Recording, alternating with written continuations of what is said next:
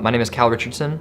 I'm 18 years old, and I recently stopped coming here, but I've been coming to the Warm Place for a year and a half now. I woke up on a weekend, I believe it was a Saturday, and I was brushing my teeth and I noticed I had a text, and it was from my dad. Walked in my mom's room and I was like, hey Mom, I think Dad's dead. And I was immediately sat straight up in bed and said, what? And he said, I think my dad killed himself. You know, that moment was a pivotal moment that changed our lives in an instant. None of us know what really went on that night in that house, but I think it was ruled a murder-suicide, but you know, who knows?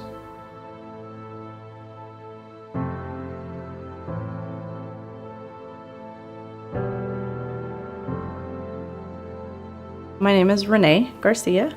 My husband, my boy's father, passed away from esophageal cancer in May of 2012. My husband was such a child. He played, he rolled around on the floor, and he was absolutely overjoyed at having two little wrestlers. But they played, we went to baseball games. It was never a dull moment with him.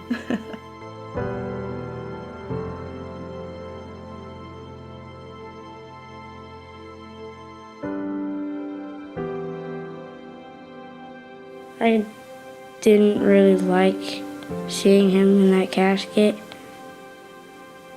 My mom got tired of me just running up there.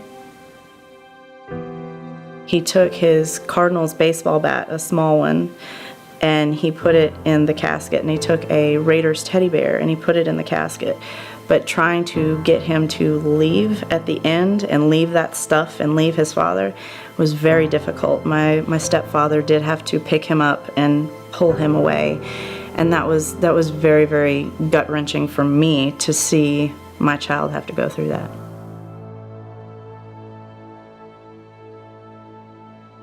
Before Cal's father committed suicide, he was what I would call a typical teenage boy. He was just pretty carefree.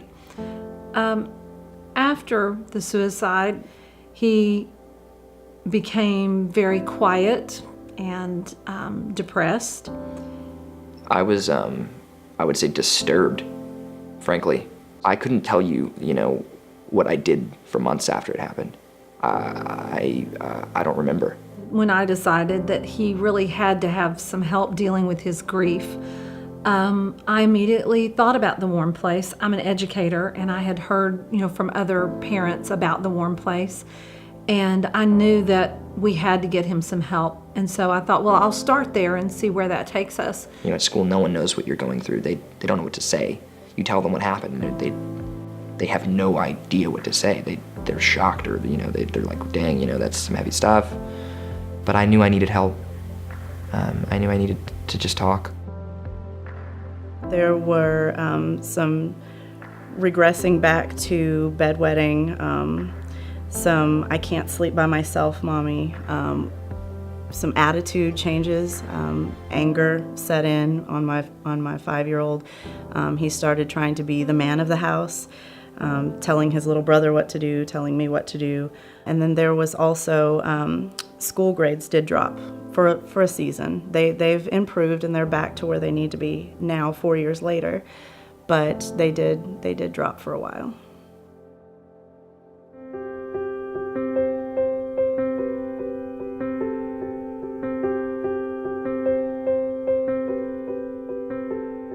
After about a month of coming to the Warm Place, he had begun to be more social again. He had begun to express himself. He was able to talk to me about things about his father and his stepmother. One of my hopes when he came here was that he would learn how to remember his dad as he really was. I wanted Cal to realize that maybe that last moment of his life doesn't really define who he is. I wanted Cal to be able to remember his dad in the happy times, and he was able to do that. Me and my father, we loved to hunt. We hunted together a lot. That was something that we loved to do together. My dad and I would spend hours in deer blinds together, and we'd just laugh about crap. Some days we weren't even hunting. We were just laughing with one another, just messing around. That was always nice.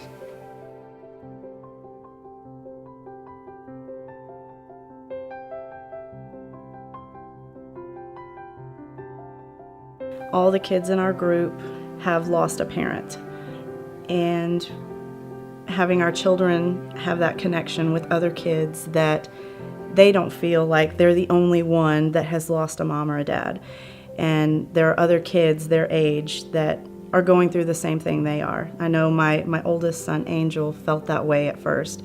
And coming here, he said, "Mom, there's other little boys just like me." And so that gave him that sense of security in that.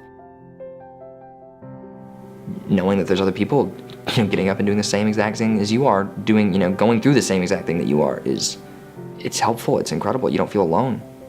This place helped rebuild me, and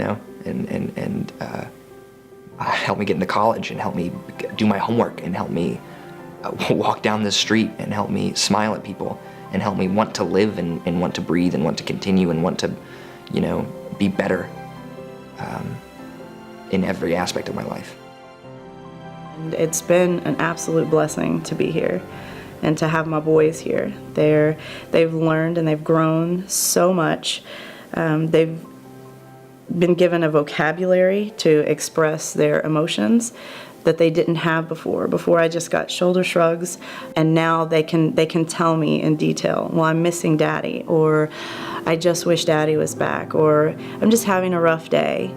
And they can express those things and verbalize them so that I know how to guide them and direct them throughout whatever they may be going through. I like coming here. I write stuff that I don't want to talk about in group.